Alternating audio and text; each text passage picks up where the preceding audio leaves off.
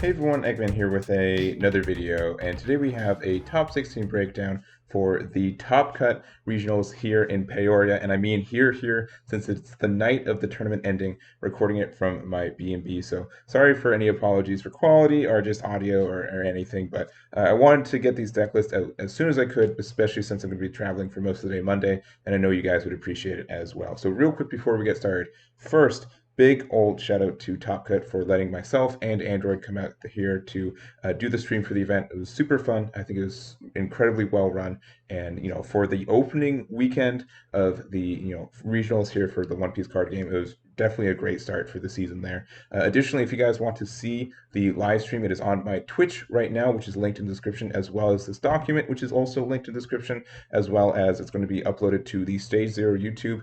The finals for Swiss Day 1 is already up there, and I'm pretty sure when this video comes out, we'll already have the finals for the entire event on there as well. So if you guys want to see that event, that match, definitely go for it. It was a super tight match, and I'm really happy that we were able to catch it, get it on the stream, and to do some commentary for it as well. So again, thank you guys so much. I really do appreciate all the support, and make sure to go to my website as well, Eggman Events, for all of these deck lists for here as well. But going into this top 16 breakdown, we do have these leaders here. We have 5 different leaders, with 6 of them being Edward Newgate, 2 of them being Moby Dick, and 4 of them being Straw Hat, with a Moby Dick version getting second place. 4 being Kinemon, 3 being Dofi, 2 Trafalgar Laws, and 1 Zoro as well. And it's kind of looking at this format and specifically how this event went, and 2 other things. One, we did have a day 1 Swiss, so that did go into a top 16, which was a top 16 single elimination for day 2. So that's kind of how the format went. Best of 1 day 1, and then best of 3 day 2 as well. And if someone was playing as the higher seed, they got to choose if they were going first or second. So that's kind of how that went, and that does kind of make a difference in top 16 as well. We did have at the end of day 1, our undefeated player was Garrett Farrington with Newgate, who was running the Moby Dick version, and then again another Moby Dick run by Tyler Green got the second place list, or the second place there as well. So really interesting to see. Just the diversity. We haven't been seeing as much of the Moby Dick version of Newgate in general, so it's cool to see that as well. And also just Michael E. with the Trafalgar Law taking first place. So I know you guys want to get into these lists, so just let's get started with Michael E.'s first place list here. And shoutouts to Michael E. We did have an interview with him, and he does have a YouTube. I do want you guys to check that out as well. I'm going to link in the description as well. There's going to be a whole bunch of links in that description. Just go check it out. But super great player from Arizona as well, and really cool to see him come all the way out here. I see him every once in a while in AZ, and just to see him in a different environment and get that first place is really cool there. So looking through this list, it's very collated for kind of how he plays his playstyle, and in general, I think Trafalgar Law does have a lot of strengths in this meta specifically. The fact that you do get to play a lot of blockers for cheap is actually really impactful. Being a dual color leader means you get more blockers, I think, than average, because you have a bigger card pool, especially 2 1-drops that are both incredibly searchable with Bonnie and Nami. And then just kind of like the usual suspects for you there. Nami, Bonnie, and Jordan just help you find additional cards, just help you get your 5 on the board. And then also I think the top end is where there's a little bit more creativity for it. So Visitor, I think, is moderately common, especially for getting rid of other blockers and 1-drops. Is kind of nice for you there. Zoro's here, 2 copies of this one, as well as 1 copy of the Star Deck one. I don't really see this as played as much, but it is kind of a nice little tech choice. For 1 Dawn, this becomes 6k for both players' turns, which is interesting there. It is a Straw Hat, it is a Supernova as well, which means it's searchable off the Bonnie as well as the Nami, which is really great. Obviously, just like the Zoro here, a little bit slower, but like if you want to use this to kind of establish a board first before you get your 5 out, and then you can hit a little bit harder with it too, which is really nice. Then we also have 2 of the 4-drop green film one, and this is a card that I'm running in my law list as well. One thing I'm missing most of the time when I play this list is that you really are dependent on seeing your big green top end, your 5-drops, which are the blocker one from set 1, as well as the Star Deck one. And the Star Deck one gets a lot of value for this deck too, just being able to restand something. The fact that it's a 1k counter, the fact that it's a 6k, it's a really kind of, like, I would say almost overstated for what it does, but sometimes you don't find those cards, especially since if you find Nami's really only good at finding your low-end cards, as well as like the Jet Pistol and Radical Beam. Both these cards I think are really impactful in the matchup, but you just need like a good green top end card that Nami can find, and Zoro just happens to be that. It's a supernova, it's a Straw Hat crew, it's a 4-drop with 6k. Sometimes like you don't really mind going into this for 2 at times and do your swap. So I think it's a good choice. I've been enjoying running it at 2 myself, and I think it's a really strong ad for these lists as well. So other than that, just kind of a standard deck. Definitely a list that rewards kind of running this deck a lot, testing a lot of matchups, having a lot of experience with it, and I think Michael E definitely, you know, hits all those check marks there. So congrats to Michael for their first place finish here with Trafalgar Law. And then we have Tyler Green here with his second place Newgate. And I was talking about it a little bit earlier. And also, he does appear on a YouTube channel too. So I will be linking that. I think that's my final link to talk about in this video. But Will to Win, also linked in the description. Make sure to check out both these channels as well. But playing the boat version of this deck, the Moby Dick version, which we do obviously know that Moby Dick will be leaving the meta here in North America as soon as set 3 drops. But leading up to this event, it wasn't really impactful in the sense that Moby Dick wasn't really the variant a lot of people played. And even looking at the top 16, it was a 4-to-2 ratio of 2 of them playing Moby Dick and 4 of them playing more of the traditional, and by traditional, I'd be more popular Straw Hat variant for you there. But there definitely is a lot of strength for this build. Just the fact, like, you are kind of like very hard to get rid of. The fact that this version in general uses like the Blenheim, which is a really good blocker. It is no counter for it, but the fact that it is a Whitebeard pirate, the fact that you can play it as a blocker, and the fact that you're able to just kind of set up with a bunch of these, your opponent kind of has to play with the math differently, right? If they try to put everything underneath one, you can just block it very easily, which also is something that Marco is able to do very well as well. And it's just kind of a different playstyle of Strawbeard than I remember seeing when the deck kind of first launched, right? We don't have any copies of the big Newgate either in this build. You're just using more of your defensive and the idea that you can play a bunch of bodies, and then your attacks later in the game are just very, very hard to get rid of. We also do have more events than usual, so 4 Radical Beams, 4 Guard Points, 2 Sea Quakes, and 2 Jet Pistols as well, as top, the Moby Dick as well. And I think the only weakness for this deck, at least right now, is that there's no searching. There's no way for you to find your cards. You're essentially just at the whim of the cards that you end up drawing through your life and the top of your deck, which towards the end of the game is just top decking and hoping you find the pieces you want. So that's like the only weakness I've kind of noticed with this build specifically. But when you hit the things you need to curve out with, and the fact that Newgate does get a lot of advantage and a lot of like early hand advantage, it's just a very, very strong build as well. So congrats there to Tyler for their finish. And then next up here, we do have Daniel Heffner with their, no, sorry, this is Jimmy Sherman's version of Newgate. I did want to just go over this because this is the Straw Hat and the top placing one here. So here's Jimmy Sherman, sorry about that, board version of the Straw Hat. And I would say this is moderately standard for what it is. There's not like a lot of flex spots, I think, in this deck in general. It's just known for being like very aggressive for what it is. But I do like the idea that there is a little bit of the Whitebeard package in it. Specifically, Marco is a really, really good card and sometimes really obnoxious, especially in the fact that it is sometimes like a mini version of Edward Newgate.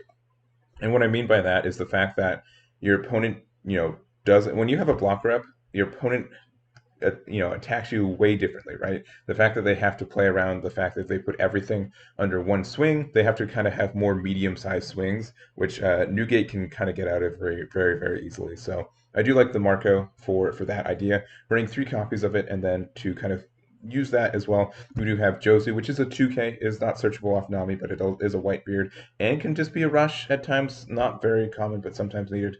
Also Atmos here, we're not running the King Dew, but we are running the Thatch as well, which is a 6/8, which is actually pretty dang strong for what it is. And then 4 copies of the Newgate with no guard point, only the Radical Beams. But this is very, very aggressive for what you do. The fact that Marco is lets you be aggressive, and then also just have the Marco out only to kind of protect you there, I think is very strong. And it's a very, very aggressive build for its 2 end. I do like adding the Whitebeard parts for it. This is Jimmy Sherman's list. Congrats to Jimmy for their top 8 finish here. Big only loss Jimmy had was against Garrett, another Boatbeard version, and then also against Michael E, the top 16. So congrats there. Next up, all right, this is Daniel Heffner's version of Don Quixote Doflamingo. We did have 3 in the top 16, with him being the top 4 one. The other 2 on top 16 did lose first round, unfortunately for them. But we did see just a whole lot of Dofi at this event in general. And looking at this list, this is always there's a big meme in chat. Was he running Jinbei? And no, he wasn't. I didn't want to spoil deck list for it, but yeah, no Jinbei in this list. Um, and that's really interesting. I think a lot of people looked at Jinbei. It is a kind of hard to get card for a lot of people right now, and the fact that it does work for this deck really well, at least meets the requirements for it. A lot of people are like, man, I really want to play Dofi, but I don't have Jinbei, and I don't want to play a bad version of the back deck. And guess what? You don't need it. You're fine. You can get top four at a 500-person event without the Jinbeis and do just fine. So looking at this list specifically, it kind of is a more like it is a pretty close to set one build for it. The fact that you are running the Gecko Warrior, like honestly, this is like the best card for this deck. It's just a vanilla, but it's one that you can play off of your leader effect, and so having a 6K you can play for free is actually really great, especially like early turns. It's very hard for your opponent to get out of this, or if they're attacking to a 6K early game, you're usually going to have the defense for it, and then it can start, just start pressuring your opponent as a 6K body, which is really great against most things that aren't Whitebeard, but still even against Whitebeard is good for the counter pressure against them, and just good for directing attacks at something else. We do also have the Kuma package, so these are obviously blockers, but also on K you get to play Pacifista from hand, which include the 2 vanilla ones and the 2 blockers version as well. And then the kind of other spices, they are running 1 copy of Monkey D. Luffy, just with the fact that this can, pitch 2 to bounce a 4 cost back to hand, and this gets double attack, which can be impactful at times. It's also 7K body, which is nice. And then also the Don Quixote Doflamingo and the Draco Mihawk with 3 copies of Love Beam. So honestly, I don't know if this was a scenario of, oh, I don't have the Jinbeis or I don't find the value of Jinbeis, but just the fact that being able to do so well and go from there, I think it just calls for one, the power of the deck, but also the power of the player for that there. So congratulations to our Dofi player here for their top 4 finish, and also the fact that we're going to go next to Aandroidd Rivera's Kinemon, but we had 4 different leaders in our top 4, which is really, really amazing for an event like this, especially since a lot of the events I've been covering, it's been really trying to be like more homogenized against like Newgate and specifically like the Straw Hat variant of it. But I was really pleasantly surprised with the variety for this tournament in general, and also the top cut, which is really, really neat to see. But going into Andre's list here, we do have Kinemon. Kind of standard list. We mostly see Kinemon running a lot of the standard stuff. Some things that I've noted for this deck in specifics is one, only 3 copies of Ukiku, which is really interesting. I definitely think in the spoilers he did play against Michael E in the top 4. There's definitely a game if he started with Ukiku on turn 1, turn 2. I think it would have been a really, really good spot. But one of the sacrifices for this build is only running 3 Okikus, which means you're less likely to find it. But again, getting top 4 with the deck means you're probably pretty strong with a lot of your matchups and your choices here. 4 Yamato is pretty common. 2 copies of Trafalgar Law, 3 X-Drakes, which I think a lot of people are trying to get more and more of these X-Drakes. They're just really good at trading with stuff on the board. 2 of the Captain Cannon, also 1 of the 8 costs. And if you guys have been watching my videos lately, I've been really enjoying playing Eustace Kid again in this meta, and this 8-drop still just steals games at times. Like if you're playing against some decks that just can't get rid of it, like Dofi has a really hard time with this, and sometimes Newgate can't as well. It's a really, really, really strong card in that way. So I do like it at 1. Obviously not very consistent at it. Very searchable with Bonnie if you see it, but I do like this card a lot. And then also 3 copies of Odin, because Odin is also, this card can also steal games if played on curve as well. So some lists of Kinemon I've been looking at don't play event cards, and there's always are not a lot. Paradise Waterfall and Punk Gibson are probably the 2 to really look at most of the time. Sometimes Draw Sword, but 3 Punk Gibson very, very strong here. And I don't recall offhand if it was his game or another one, but this can also just steal you games if hit at the right time in life.